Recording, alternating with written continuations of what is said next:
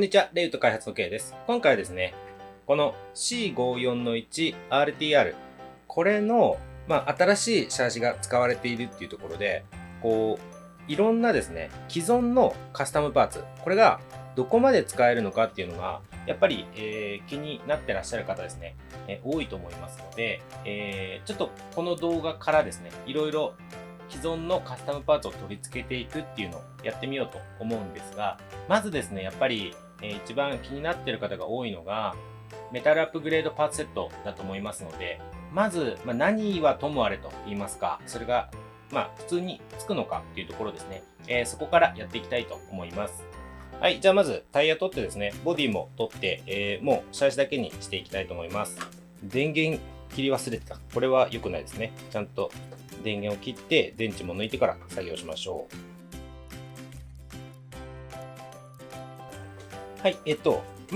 そんなに難しくないと思うんで、この辺はボディの外し方とかは省いちゃうんですけど、大丈夫ですよね。もう見えてるところをどんどん外していけば、隠しネジみたいなのもないので、最終的にですね、カパッと外れますので、これ外していただいて、すいません、今、ここ1個ネジ外し忘れてたんで外れなかったんですよ。カパッと外していただいて、で、ちょっとこれ、抜けないように、なんか多分前回ちょっとバラした時にマステで簡単に貼ってあったんで、これは最初から貼ってあるものではないんですけど、この LED ですね、外してもらって、これでボディが外れましたと。で、あとここですね、ここ外していきます。で、あとはこの辺も実際にいじる方ですね。実際に自分のやりやすい方法でいいと思うんですけど、多分このシャーシの場合は、このショックですね。ショックを外して、で、ここですね。ここもボールにパチッとはまってるだけなんで、ここも外して、ここは外しにくいのか。ちょっとモーターに干渉しちゃうんで、外しにくいかもしれないですけど、ここを外して、ここを外しづらいっていうか、外れないですね。外れないんで、どうしましょう。このギアボックスのネジを緩めてあげて、外すか、あとこっちで外しちゃっても、いいのかなと思いますので、今回はこっちで外しちゃいます。ここですね。こっち側のボールから外すと。はい、こんな感じで。で、あとここですね。ここに1本ついてるんで、これも外すと。そうすると、もうこんな状態になると思うんで、あとここもですね、もうボールなんで外しちゃいましょうか。これでフロントが外れましたと。で、リアはもっとシンプルな構造なんで、簡単に外れると思いますが、一応ここですね、このボール外して、ここも外して、もう足の付け根のところですね。で、あとはショックか。ショックは外すと。はい、これでリアも取れましたの状態ですね。はい、ということで、ちょっと今これ、組んできたんですけど、これですね、普通にメタルアップグレードパーツセットを普通に組んだ状態です。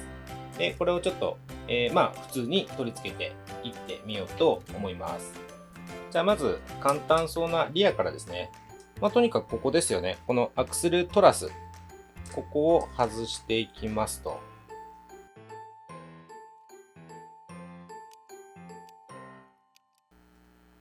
で、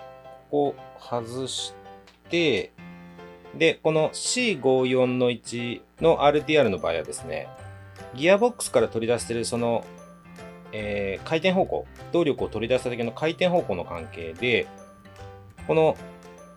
玉ですね、デフの玉のところ、ここが右側になってると。ここが注意が必要ですね。なので、メタルアップグレードパーツセットを組むときも、この向きですね。この文字がひっくり返っちゃうかどうかっていう、それだけなんですけど、正直。これが右に来てるときに、WPL っていうこのロゴがこの向きっていう風に作るのがいいんじゃないかなと思います。ちなみに今回ここをちょっとヤスリで削ってロゴを目立つように、ちょっとかっこいいかなと思って、ちょっとこんな風に工夫してみました。はい、じゃあこれをまあここにそのままポンとつけて、であとは通常のメタルアップグレードパーツセットの組み立てと一緒ですね。ここにメタルアップグレードパーツセットの方に付属しているこのタッピングビスじゃなくて普通のビスの方ですね。これを当然使いますと。で、これですよね。メタルアップグレードパーツセットについているこの受け。これを使って留めていくという形になります。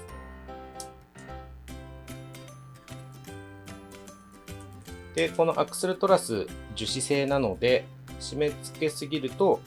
割れてしまうので、そこは注意が必要ですね。この樹脂結構粘性がありそうな感じなんで、そんなに簡単にパキッといっちゃうようなことはなさそうですけど、樹脂は樹脂なんで、強く締めすぎると割れてしまいますので、そこは注意してください。はい、今のところ特に問題なく取り付けができていますと。じゃあ、このままリアはつけちゃいましょうか。で、ここのプロペラシャフトですね。ここもメタルに交換していきます。ここの長さですよね、気になるのは。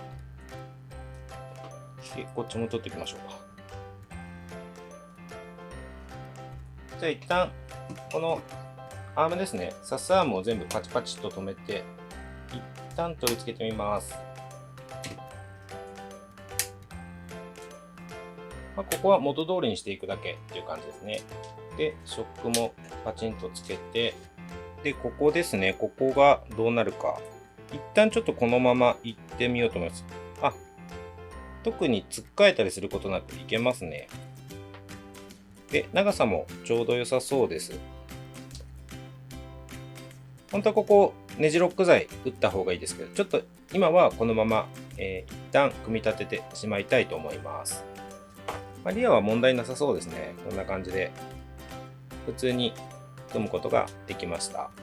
で、今度はフロントですね。フロントも、同様に一旦、とにかく組み付けですね、してみます。はい、じゃあ、ここアクスルトラスを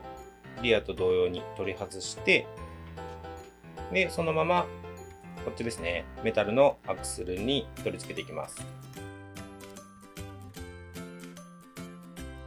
はい、こんな感じですね。で、このまままた元に戻すと。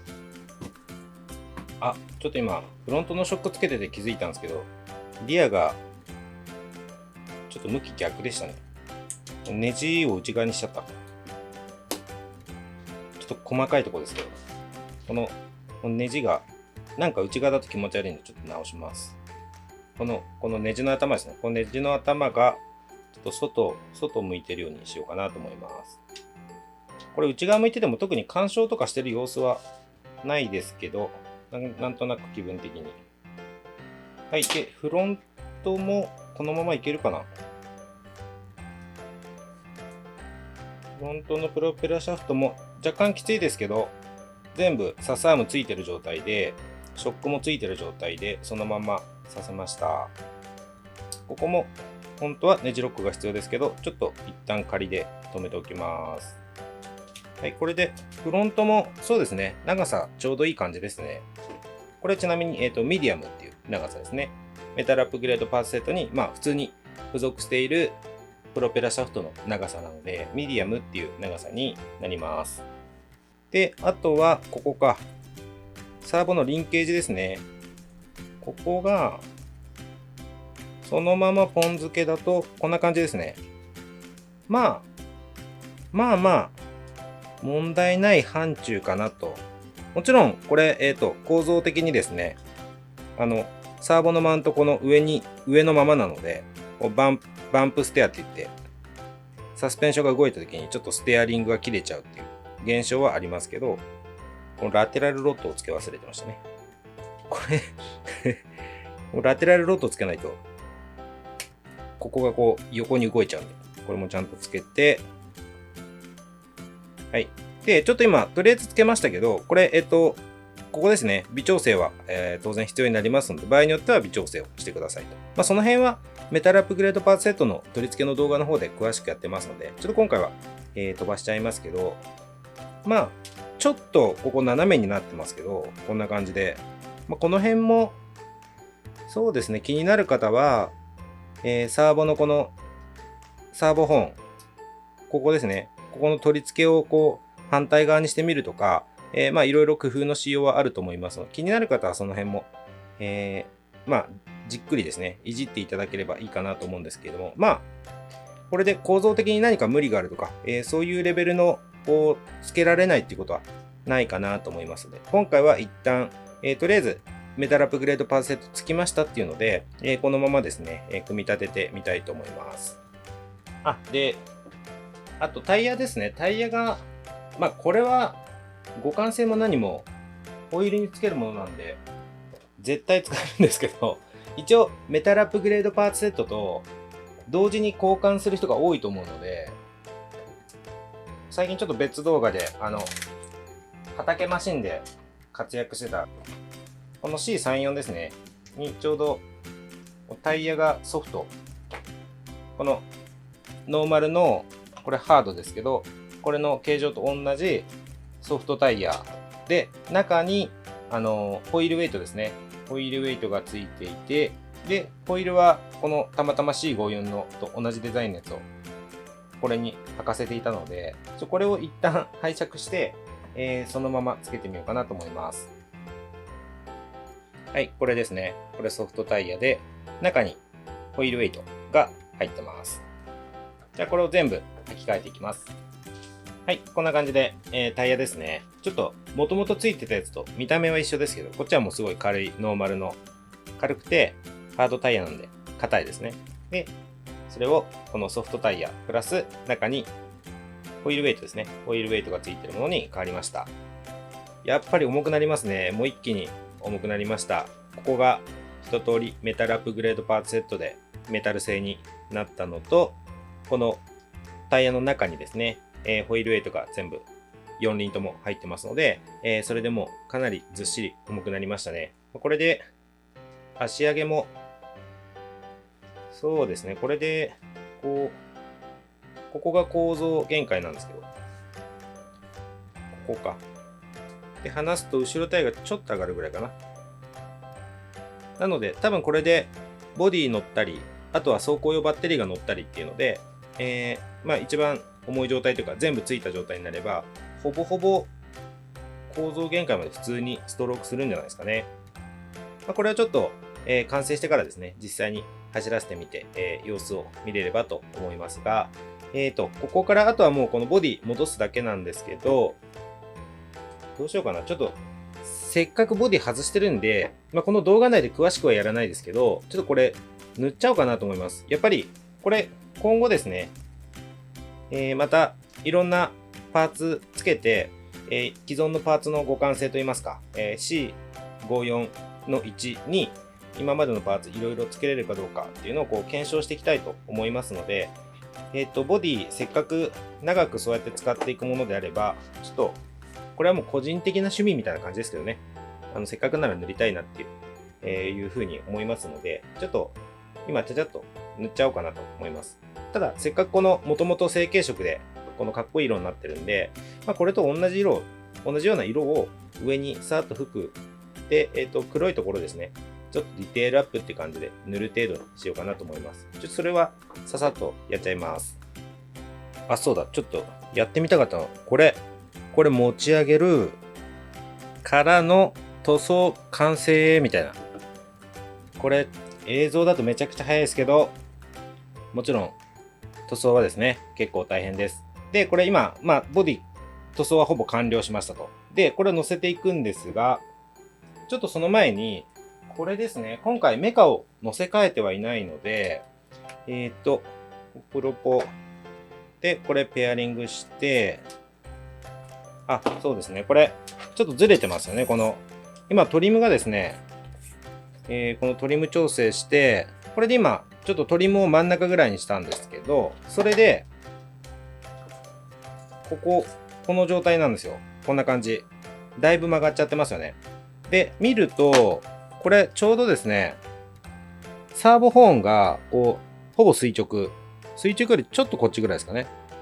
になっていて、これかなり切れてるんで、ちょうどこれ多分、ちょうどいいところ。これもまたちょっと、詳しくやると時間かかっちゃうんですけど、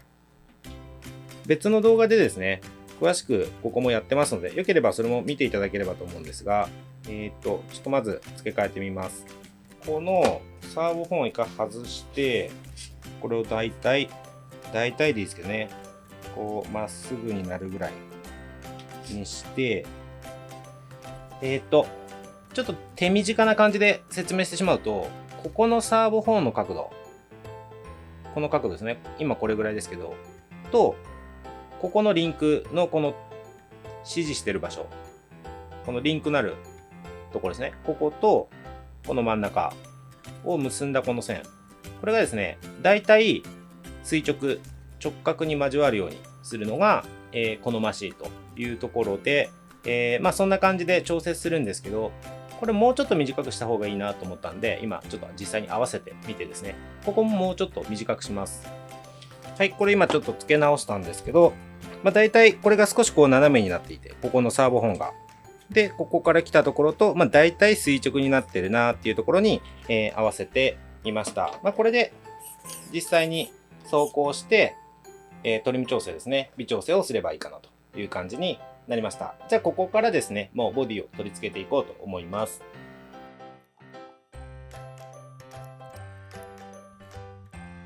はい。というわけで、ボディの取り付けもできましたと。で、今回、そもそもの一番の目的である、このメタルアップグレードパーツセットの C54-1RTR への取り付けっていうのも、特に問題なくですね、ご覧いただいた通りという感じで、特に問題なく取り付けることができました。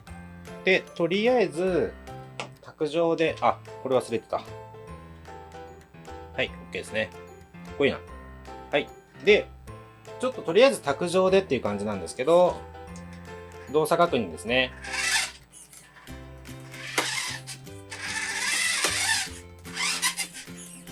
なんかミシミシ言うな。はい、ちょっとした問題を発見してしまいました。これ、ここを切ったときに、ここちょっと干渉してますね。ここの、サーボホーンと、これメタルアップグレードパーセットをつけたからじゃないか。ちょっと干渉しますよね、これ。この、ラテラルロッド、実写でいうところのラテラルロッド、ラジコンでもラテラルロッドかの、エンドの部分、この端っことこのサーボホーン若干干渉してるんで、こうちょっと削った方がいいかもしれないです。気にならない人はこのままでも別に問題ないレベルの干渉具合なんですけど、ちょこっと当たってるんで、ちょっとカコって言うんで、ここは気になる人は削ってください。はい。じゃあ、一旦ですね、大きな、ちょっと小さい問題ありましたけど、大きな問題はなく、完成しましたので、これでちょっと、また別の動画ですね。別の動画で、これでどんな走り具合になるかっていうのも、ちょっと動画でですね、動画の方にしてお見せできればと思います。じゃあ、一旦今回の動画ですね、以上になります。そっか、あと足上げもちょっと比較しておきましょうか。今これ全部つけた状態で、走行用バッテリーも乗ってますと。で、さっきちょっと途中で試した、足上げどんな感じになるかっていうのですね。これぐらいで、後ろタイヤが、ここ見えてますよね。これで、前タイヤ上げていきます。こんな感じ。そうですね、もうほぼほぼ構造限界まで自重だけでこうゆっくり足を片足を上げていった時にほぼ構造限界まで行って、でこっちが設置してたのがこう離れるっていうような具合になりました。でリアも同じかな。そうですね、この自重だけでこう構造的な可動域の限界まで普通にいってますね。そうですね。こんな感じです。いいですね。普通にこれぐらいでもよく走るんじゃないかなと思います。はい。では今回の動画ですね、以上になります。ご視聴いただいてありがとうございました。